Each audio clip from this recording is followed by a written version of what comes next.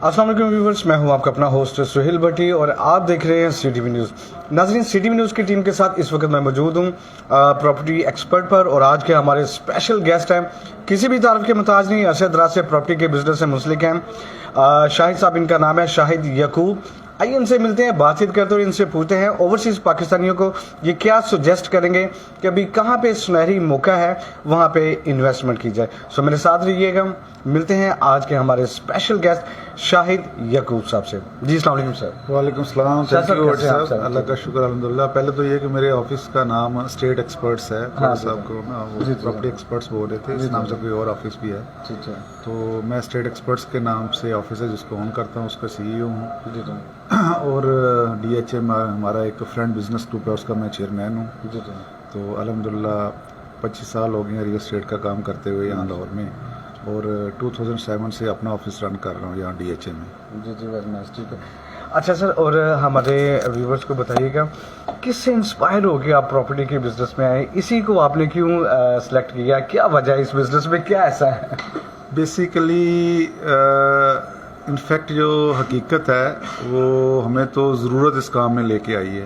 कोई ऐसा इंस्पिरेशन किसी से नहीं थी कि किसी को हमने देखा और हमने इस काम को स्टार्ट किया हो। एक टाइम था स्टडी से फारग हुए और रियल एस्टेट के काम की तरफ आने का चांस मिला और जब देखा इस काम में कि काफ़ी ज़्यादा ग्रोथ है, आप चाहे जॉब्स कर लें, अच्छे से अच्छे लेवल पे भी कर लें, तो जो ग्रो आप रियल एस्टेट में काम करने से अल्लाह ताला के फजल से कर सकते हैं वो आपको जॉब में पॉसिबल ही नहीं है।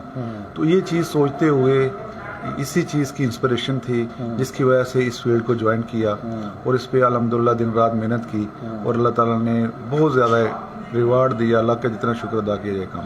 स्टार्ट आपने कौन से साल में किया था और कहाँ से किया था? DHA से ही आपने? मैंने DHA से स्टार्ट किया था। मैंने 1994 में स्टेट पैलेस के नाम से एक ऑफिस था यहाँ G ब्लॉक में। अच्छा, 1994 से तो वो स्टेट पैलेस के नाम से ऑफिस था और जहाँ पे अभी बिस्मिल्लाह स्टोर है इसके बिल्कुल एडजस्टेंट हुआ करता था। तो वहाँ से मैंने स्टार्ट किया था। उसके बाद फर्दर फिर एक ऑफिस था नासिर कॉरपोरेशन G ब्लॉक में, वहाँ पे कुछ अर्सा जॉब की, उनके साथ काम किया।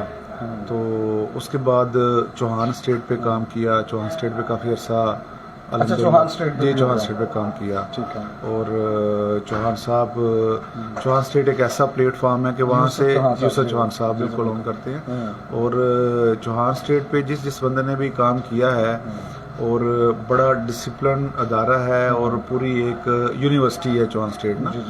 और चौहान स्टेट से किए हुए बेशुमार लोग हैं जो अपने बेहतरीन सेटअप रन कर रहे हैं और सारे ही फ्रूटफुली बेहतरीन गेन कर रहे हैं और चौहान स्टेट के नाम को और आगे लेके जा रहे हैं। वेरी नाइस, ठीक है। और जो आपकी अपनी स्टेट है ये क्या नाम? ये मैंने चौहान स्टेट को जब छोड़ा 2007 जून में। अच्छा। तो 2007 में फिर स्टेट एक्सपर्ट्स के नाम से अपना ऑफिस मैंने बनाया चौहान स्टेट के बिल्कुल करीब ही। ठीक। अभी आपकी एक्सपर्टीज क्या है, किस चीज़ को ज़्यादा डील कर रहे हैं? DHA कर रहे हैं, रकबों को कर रहे हैं, अदर सोसाइटीज़ को कर रहे हैं, क्या ज़्यादा कर रहे हैं आप? हमारी तो जी ट्रेनिंग ही आप समझ लें कि ऐसा जिस तरीके से हुई है चौहान स्टेट पे स्पेशली DHA के हवाले से, DHA ही हमारा फोकस है और मेनली ज़्यादा काम हम DHA में ही कर रहे हैं। प्राइवेट लैंड्स में काम करते हैं लेकिन कोई बहुत ज़्यादा नहीं।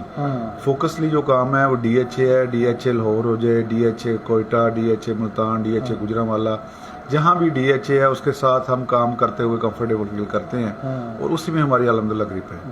अच्छा शाह साहब, ओबियसली ये आपके भी इन्वेस्टर हजरात इस प्रोग्राम को देखेंगे और हमारी भी CTV न्यूज़ की कोशिश होती है कि जितने भी ओवरसीज़ पाकिस्तानी देखते हैं हम उनको गाइड करें कि कहाँ पे इन्वेस्टमेंट की जाए। आप अपने एक्सपीरियंस से क्या सुजेस्ट करना चाहेंगे, अभी कहाँ पे सुनहरी मौका है?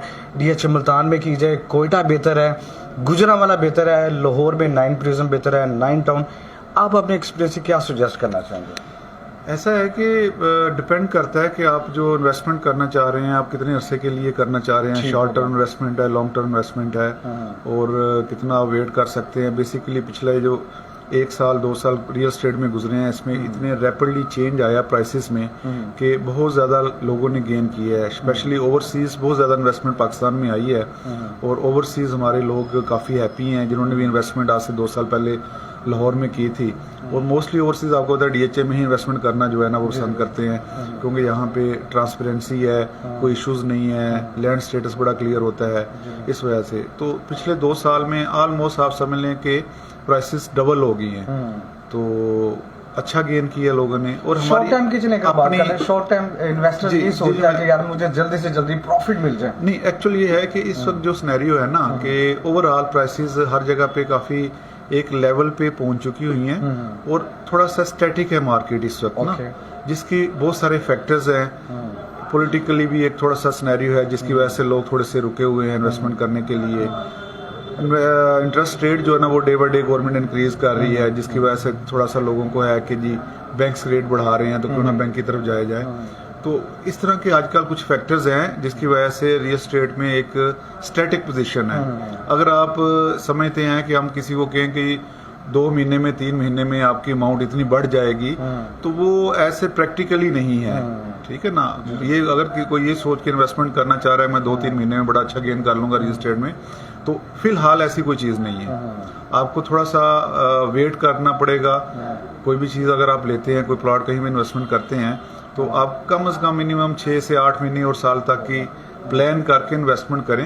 अदरवाइज शॉर्ट टर्म के लिए अगर आपको इस वक्त कोई कहेगा तो वो मेरा ख्याल है शायद मुनासिब ना हो। अच्छा सर, बहुत सारे डीलर्स कम्युनिटी से हमने इंटरव्यूज किए, उनसे बातचीत की, रियलिटर्स ने अपने अपने कमेंट्स दिए। 9 टाउन और 9 प्रिज्म, इसके बारे में आप अपने क्या कमेंट्स देंगे? इन्वेस्टमेंट के पॉइंट ऑफ व्यू से क्या अट्रैक्शन है आपकी नज़र में कि वो बेस्ट है?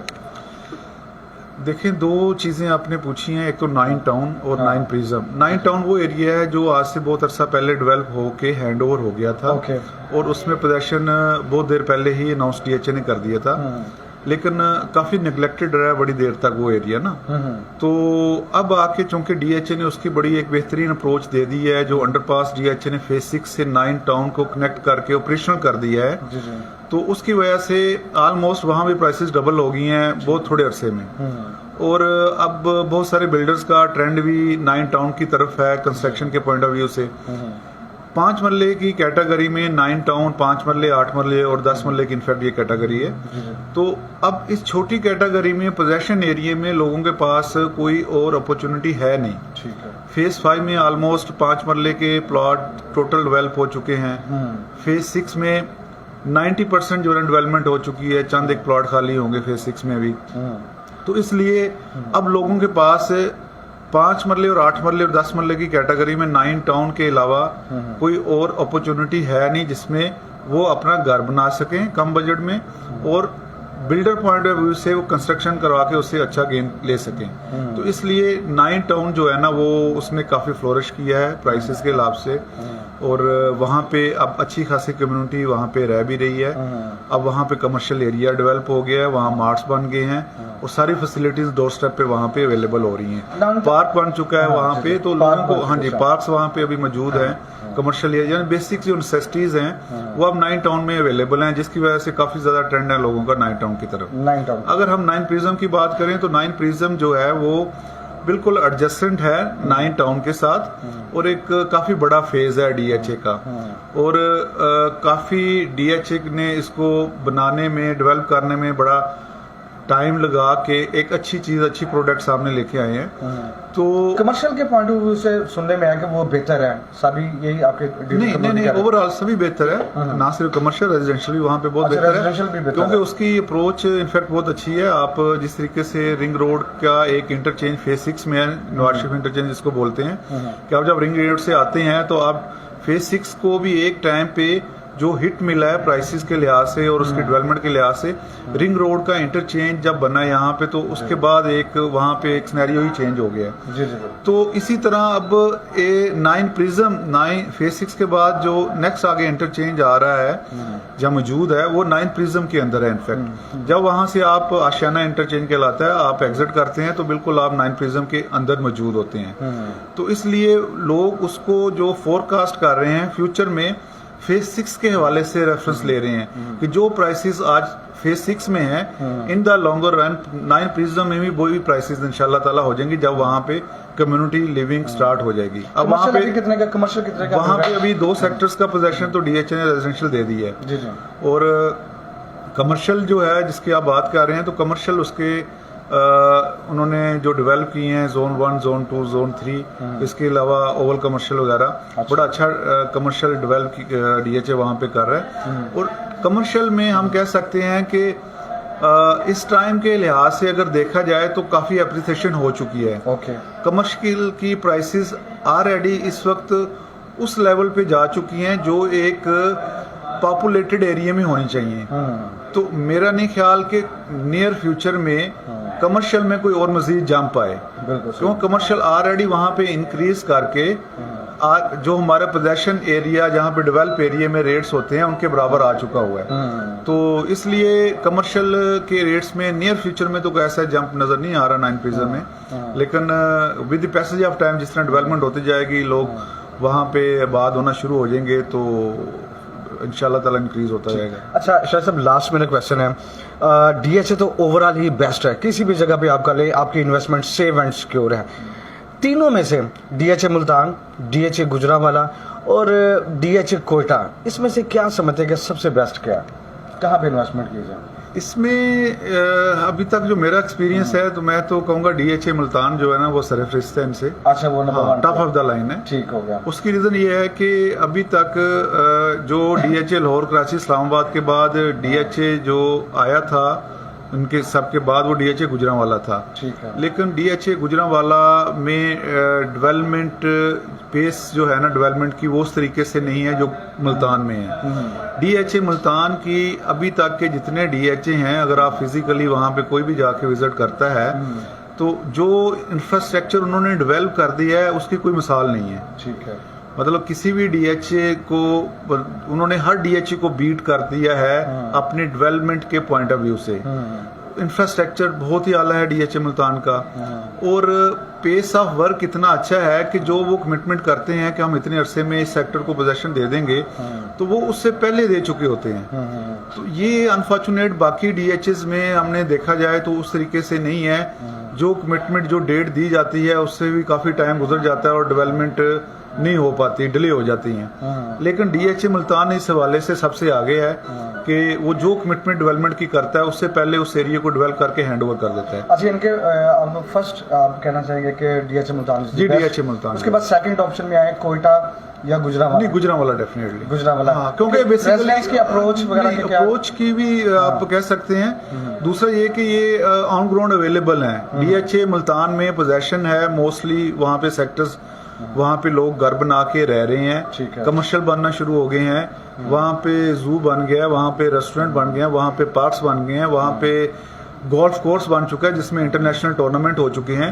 तो ये सारी एक्टिविटीज जो वहाँ पे फिजिकली हो चुकी हैं और हो रही हैं, वो उनको मुनफरिद करती हैं बाकी DHA से। अब इसके बाद जो सेकंड मैं कह रहा हूँ गुजरांवाला का, उसकी रीजन भी ये है कि ऑन ग्राउंड अब वो नजर आना शुरू हो गया है। वहाँ पे डेवलपमेंट वर्क उन्होंने स्टार्ट कर दी है। ऑन ग्राउंड जाके कुछ सेक्टर्स में वहाँ के काफी डेवलपमेंट अब हो रही है तेजी से ना। गुजरांवाला में कितने का प्लॉट मिल जाता है अभी मौजूदा करंट पोजीशन में? गुजरांवाला में इस वक्त हमें जो कह लें कि 1 कनाल का प्लॉट आप कह लें, क्योंकि 1.50, 1.40, 1.35 डिपेंड अपॉन लोकेशन ना। ठीक। और मुल्तान तो मुल्तान में हमें इस वक्त प्लॉट मिल जाता है। वहाँ पे काफ़ी वेरिएशन है रेट्स में, क्योंकि मुल्तान DHA इटसेल्फ बड़ा DHA है। नंबर ऑफ प्लॉट्स हैं वहाँ पे उस DHA के। वहाँ पे मिनिमम रेट जो है कोई 82-83 लाख रुपीस है। अच्छा। और मैक्सिमम रेट जो वहाँ पे ना 150 के करीब है। तो DHA मुल्तान में ये है कि चूंकि बहुत सारी जगहों पे पोजेशन है और कुछ ऐसी जगहों भी होंगी जिसमें कोई एक्स्ट्रा ऑर्डिनरी कैटेगरी प्लॉट होंगे, तो वो कोई 160-65 का भी होगा। तो DHA Multan is the best right now. ठीक है, thank you so much sir, बहुत शुक्रिया, आपने अपने कीमती वक्त दिया।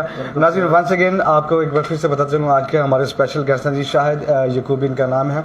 और मैं चाहूँगा कि सर आप अपने नंबर्स भी रिपीट कर दीजिएगा ताकि जितने भी ओवरसीज़ पाकिस्तानी आपको देख रहे हैं, नाज़रीन आप इनसे रब्ता कर सकते हैं। स्क्रीन पर जो नंबर्स नजर आ रहे हैं, इन नंबर्स पर आप लाजमी रब्ता कीजिएगा। सर आप भी रिपीट कर दीजिएगा व्हाट्सएप नंबर अपने। जी, मेरा नंबर है 0300 जी 844 जी 7034।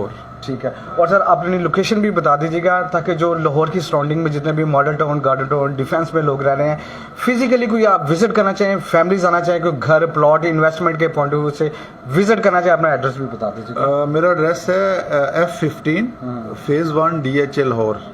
मस्जिद चौक, नियर मस्जिद चौक जो है ना।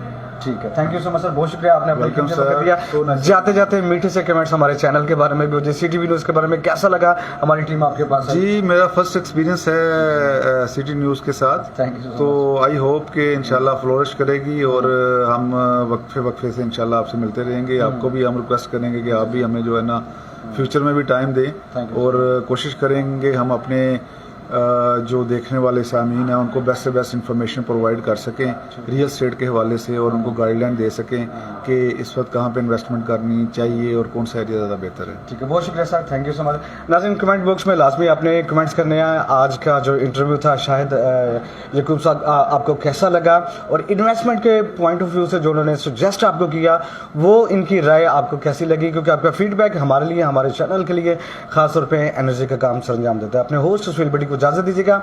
इन्वेस्टमेंट के पॉइंट ऑफ व्यू से दोबारा आपकी खिदमत में हाजिर होऊंगा, नए गेस्ट के साथ, नए मेहमान के साथ, एक नए चेहरे के साथ। तब तक के लिए अपना ढेरों ख्याल रखिएगा, इर्द गिर्द वालों का भी ख्याल रखिएगा। मुल्क पाकिस्तान के लिए लाजमी दुआ कीजिएगा कि अल्लाह ताला हमारे मुल्क पाकिस्तान में अमन, सुलह व सलामती को कायम करे और बहुत जल्द हम सबको इस कोरोना जैसी मौजी वबा से मुकम्मल तरीके से निजात दे। आखिर में शाहिद साहब के साथ मिलकर मुल्क पाकिस्तान की सलामती के लिए एक ज़बरदस्त हम नारा लगाएंगे, पाकिस्तान जिंदाबाद। अल्लाह हाफिज़।